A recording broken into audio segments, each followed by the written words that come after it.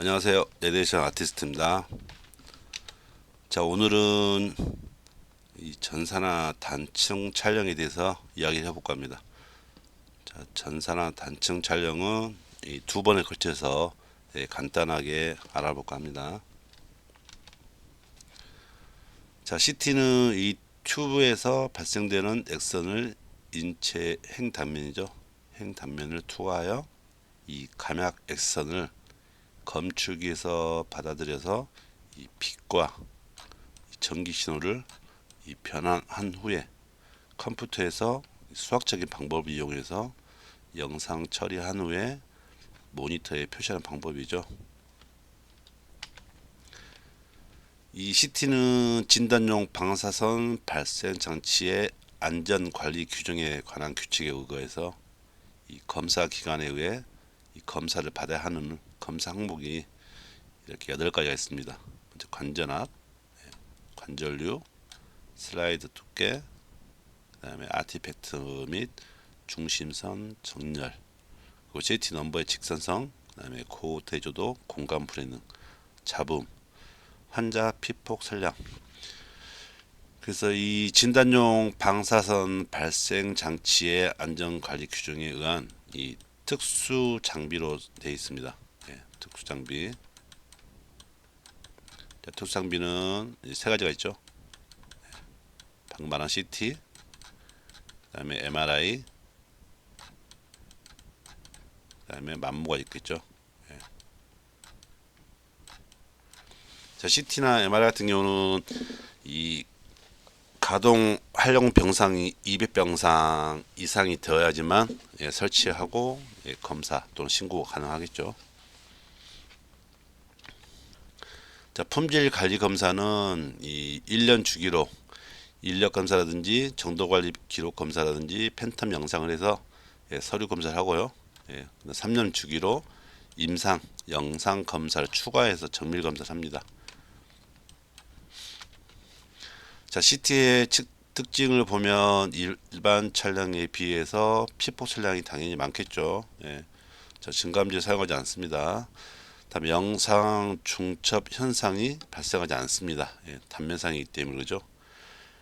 그 다음 산란선이 감소됨으로써 화질이 증가하고요. 영상을 재구성함으로써 이 3차원적 입체 영상을 만들어낼 수 있습니다. 그리고 아티팩트가 최소화되겠죠. 이렇게 3D 영상을 만들어낼 수 있다는 거죠.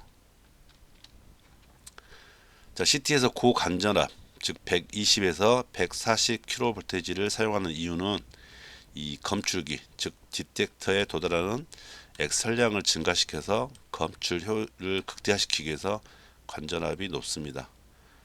관전압이 높아질수록 관용도가 넓어진다 했죠. 그래서 넓은 관용도 그리고 대조도 차이에 감소가 있습니다. 그래서 즉 대조도 불해능이 향상될 수 있다. 그리고 조직의 감약 개수의 변동을 줄일 수 있어서 불해능이 우수하다. 자, 선속의 경화 작용으로 인한 아티팩트의 발생을 감소시키기 위해서 고관절염 사용합니다. 자, 이 부분은 좀 알고 계셔야겠습니다. 고관전압을 사용하는 이유. 자, CT의 장점은 자, 1회 조형제 주입으로써 이 멀티페이스 검사가 가능하고요. 자, ROI 값이나 픽셀 분석 기능 등으로 이 정량적인 진단이 가능하고, 자, 침습적인 것이 적고, 그 다음에 검사 시간이 짧습니다. 그리고 응급이나 심한 외상 환자, 그다음에 폐쇄 공포증, 또 신체 내에 금속성 물질을 부착한 환자들도 검사가 가능하고요. 자, 이런 금속성 있는 경우는 MRI는 좀 불가능하죠. 하지만 CT 같은 경우는 검사가 가능합니다. 그 다음에 CT나 퍼퓨전 검사 3D죠. 3D나 퍼퓨전 검사, 그다음에 가상 내시경 등 여러 가지 기능이 가능하기 때문에 검사가 가능하고요. 미세 병별의 어떤 감별이 용이합니다. 특히 그 에어가 들어있는 조직, 즉 이 폐 같은 경우죠. 런 같은 경우는 MR에서 검사가 불가능하지만 CT에서는 좀 정확한 검사가 가능하죠. 자, 임상에서의 제한점이 있습니다. 방사선 피폭이 많고 특히나 임산부들은 검사를 피해야겠죠. 검사비가 고가지만 요즘은 예, 건강보험이 적용되기 때문에 예, 많이 검사비가 지금 다운됐죠. 조영제의 부작용이 있을 수 있고요. 감약 해수가 큰 물질이 존재할 경우에는 아티팩트가 발생할 수가 있다. 이런 제한점이 있습니다. CT 겐처리의 내부와 외부 모습 보면 내부는 이렇게 복잡하게 되어 있죠. 외부는 이렇게 심플하게 되어 있지만 내부 쪽은 이게 튜브도 있고 그다음에 검출기도 있고 예, 이렇게 여러 가지 나눠져 있죠. 자, CT에는 이 하운스필드 값이라 가지고 CT 넘버 값이 있습니다. 그 CT 영상을 이제 구성한 단위인데요. 이 컴퓨터가 인체 조직의 매트리스 수만큼 이 선 감약 개수의 값을 측정 계산한 후에 이 값을 이제 물을 기준으로 합니다. 그래서 표준화해서 상대치 나타나는 값인데 주로 물은 0, 예. 뼈는 최고치 1000을 잡았을 때요. 1000 확대 상수가 1000이 딱 했을 때 뼈는 1000, 공기 마이너스 1000입니다. 그래서 영상의 재구성을 위한 계수성 수치로서 물을 기준했을 때 이 상태치 값이기 때문에 자, 이 CT 넘버 값에 영향을 주는 것들은 이 선속 에너지가 가장 큰 영향을 주겠죠. 선속 에너지, 그다음에 피사체 원자 번호, 아니면 피사체 조직 밀도, 그다음에 조영제 즉 조영 증강도에 따라서 이 CT 넘버 값이 변화가 있겠죠. 그래서 인체 조직의 CT 넘버 값을 보면 이제 폐 조직이 가장 낮고요. 예, 뼈가 가장 높겠죠. 물은 0이고요. 예, 마이너스 100에서 200 사이가 한 지방. 그다음에 내측수액은 물보다 조금 점도가 높기 때문에 한 플러스 10 정도. 내실질. 예. 혈액 같은 경우는 이제 보통 이 40에서 한 50 사이. 간은 좀 더 높고요. 그다음에 혈액이 이제 응고된 경우에는 더 높게 나옵니다. 80 정도. 그래서 에어 조직은 이렇게 까맣게 보인다는 거죠. 봄 같은 경우는 이렇게 이제 하얗게 보인다는 거죠.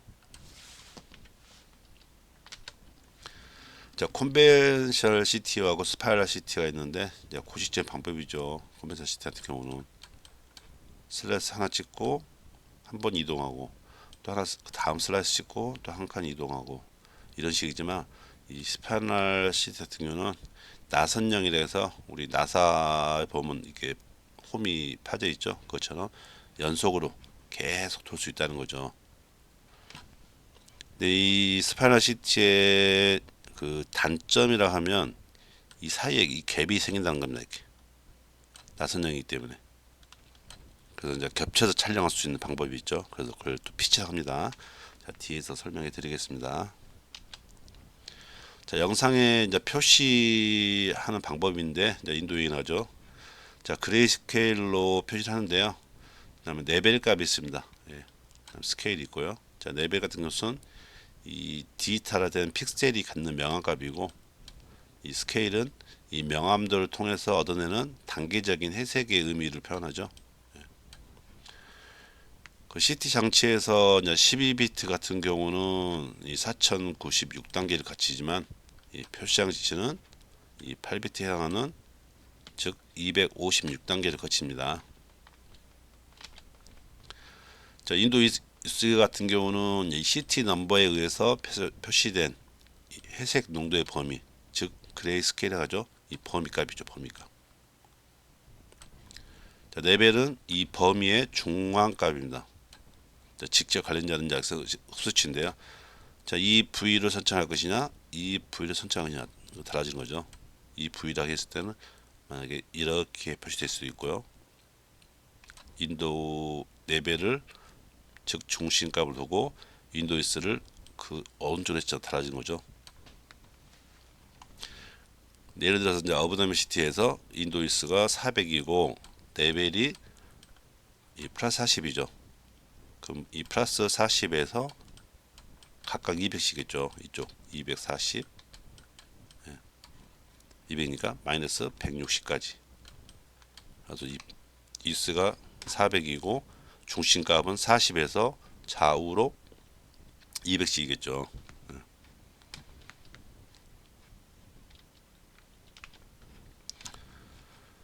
자, 인동 효과를 보면 인도스를 높이면 이 그레이스케일, 즉 해색조가 증가되고요. 이 콘트라스트는 저하됩니다. 이 스케일이 넓어지기 때문에, 즉 우리 일반 촬영에서 말한다면 관영도가 넓어지기 때문에 대조도 차이는 적어지는 거죠. 예. 그에 따라서 리졸루션, 해상력도 저하될 수 있고요. 그래서 비슷한 조직은 비슷하게 관영도가 넓기 때문에, 즉 그레이스케일이 넓기 때문에 비슷한 조직은 식별하기 좀 어려운 점도 있죠. 하지만 인도이스를 낮추면 이 회색조가 감소됩니다. 그래서 대조도가 증가된다는 것은 흑색과 백색이 차이가 두드러진다는 거죠. 그러면서 해상력이 증가되고요. 비슷한 조직의 식별도 좀 증가될 수 있다는 거죠. 그래서 같은 영상을 봤을 때 윈도우에서 넓히면 전체가 회색조로 보이죠. 이렇게 좀 낮추면 흑과 백이 두드러지는 콘트라스트가 증가되는 영상이 보이죠. 그래서 니버 같은 데를 보면 이렇게 구분이 뿌옇게 보이죠. 전체 보면 약간 두드러지죠. 이쪽에서는 두드러지지만 좀 이 숨어있는 조직 이런 데까지 보고 싶다 하면 당연히 이렇게 봐야겠죠. 예. 반대로 이번에 인도 레벨입니다. 레벨에 따라서 인도 이스의 폭이 공기 쪽으로 하냐 아니면 본 쪽으로 하냐 달라진 건데, 자, 인도 레벨을 본 쪽으로 하니까 어때요? 점점 어두워지죠. 이렇게 어두워지면서 본이 잘 보여요. 자, 본이 하얗게 보인다는 게 아니라 본 쪽이 잘 보인다는 거죠. 어두워지기 때문에. 레벨을 낮추면 이 마이너스 쪽으로 하는 거죠. 그래서 이런 공기 음영 쪽이 좀 잘 보인다는 거죠. 이렇게 차이가 나는 거죠.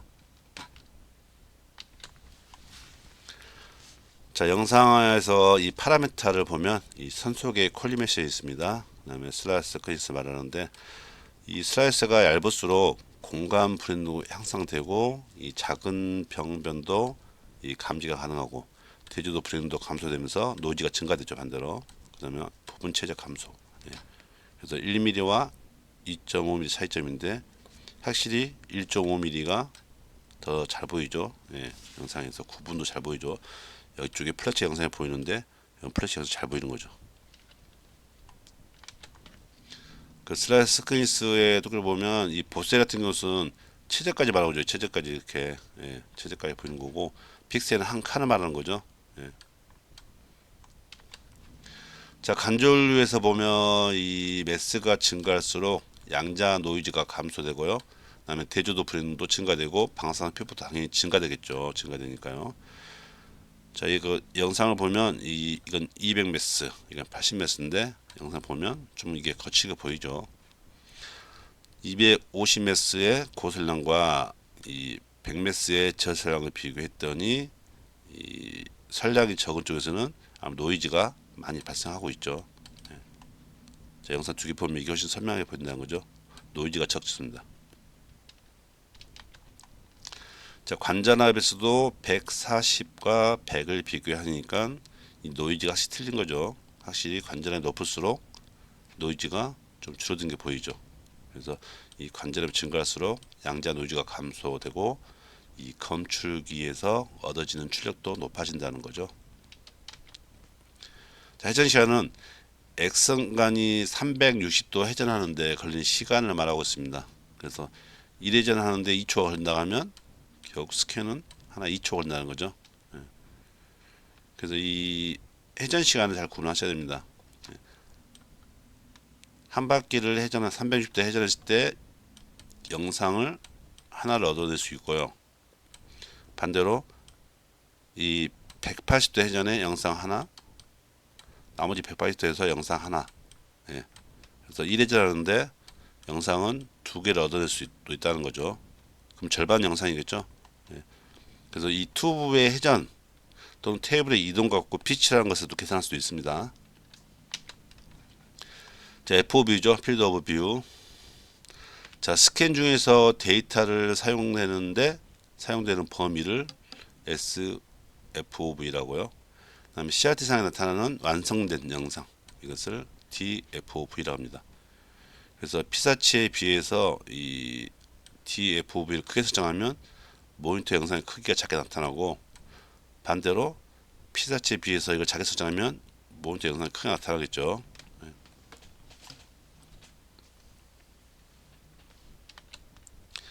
자, 알고리즘 같은 경우는 이제 본 세팅으로 갔을 때는 이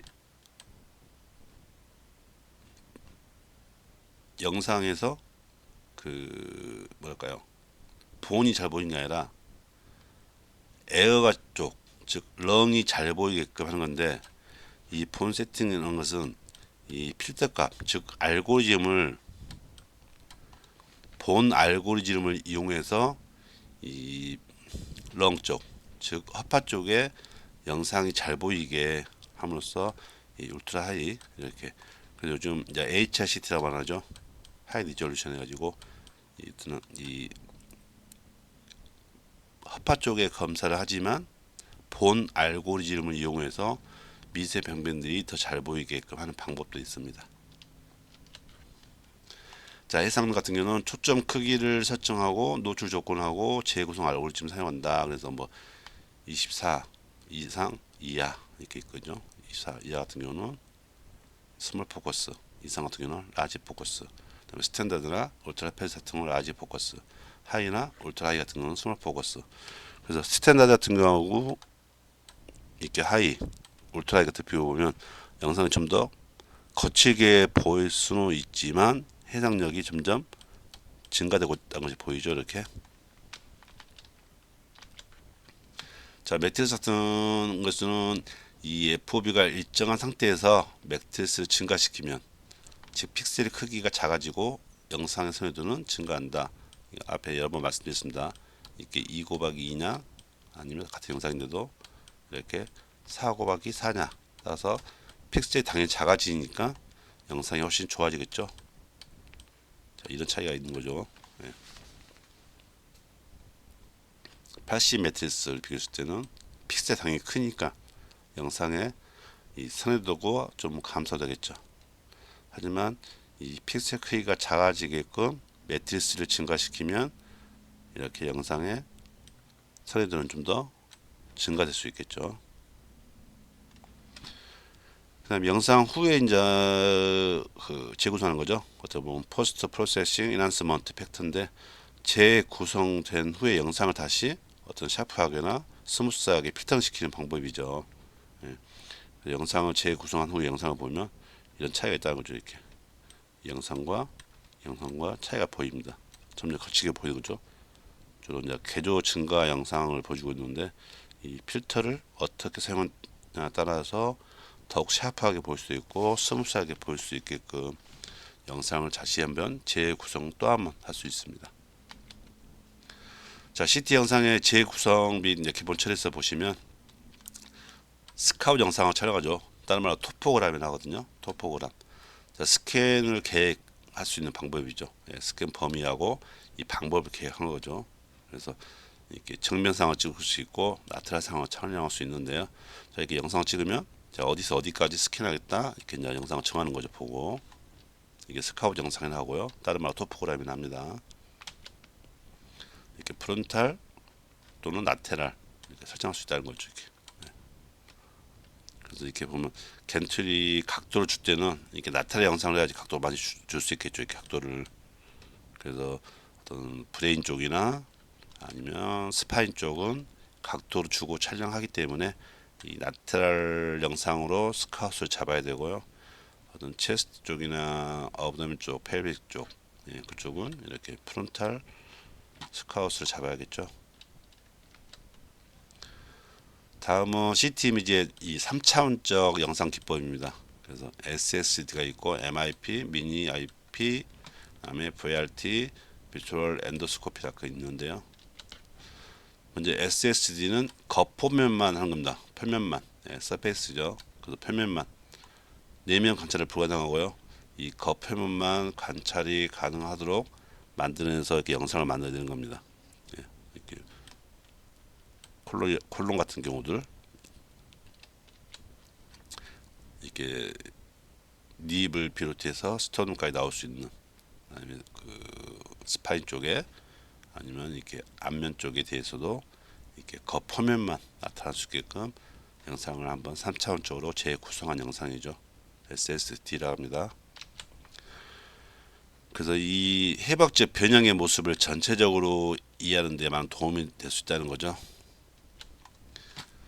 자, MIP 같은 경우는 이 보고자 하는 뷰에서 덴시티가 가장 높은, 예, 이 CT 넘버 값만, CT 유니트 값만 선택해서 재형성한 이미지를 보여준 거죠. 그래서 작은 혈관의 묘사, 또 스텐트, 혈관벽 주변의 석회화 유무라든지, 예, 그래서 약간 CT 넘버가 높아야지만 높은 것들만 추천되기 때문에 주로 조영제를 사용했을 때, 아니면 본 쪽에 또 사용할 수 있지만 주로 조영제 사용했을 때 많이 활용하는 방법이기도 합니다.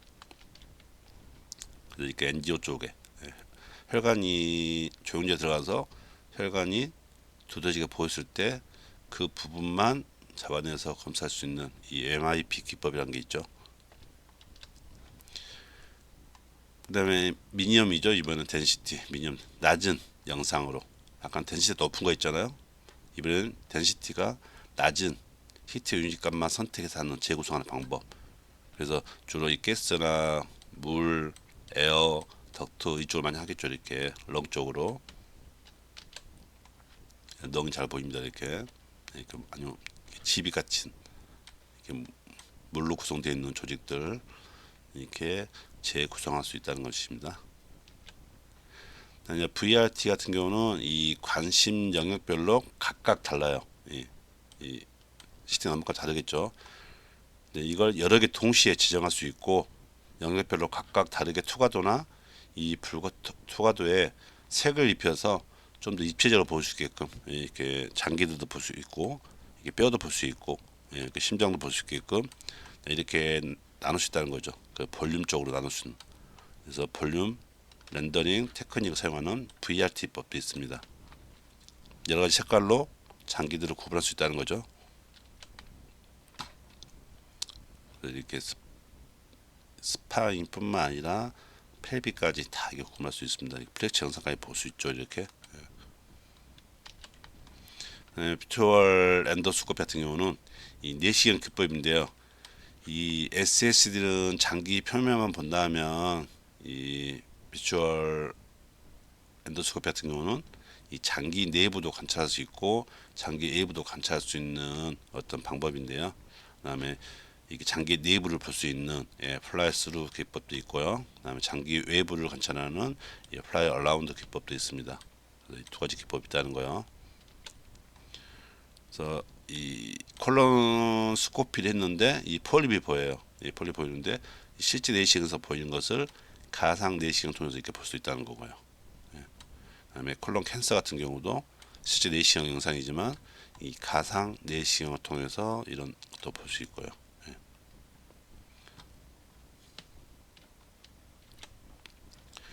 그다음에 MPR 있죠. 멀티플레어 리포메이션에서 MR에서는 이 3D 영상도 만들 수도 있지만 이 엑시알, 코로날, 세지타를 만들지만 이 CT에서는 보통 이렇게 트랜스버스, 즉 엑시알 이미지 만들기 때문에 이걸 조합해서 어떤 코로날 영상, 세지탈 영상, 오블 영상까지 다 만들 수 있다는 거죠. 환자를 괜찮게 세워놓을 수는 없잖아요.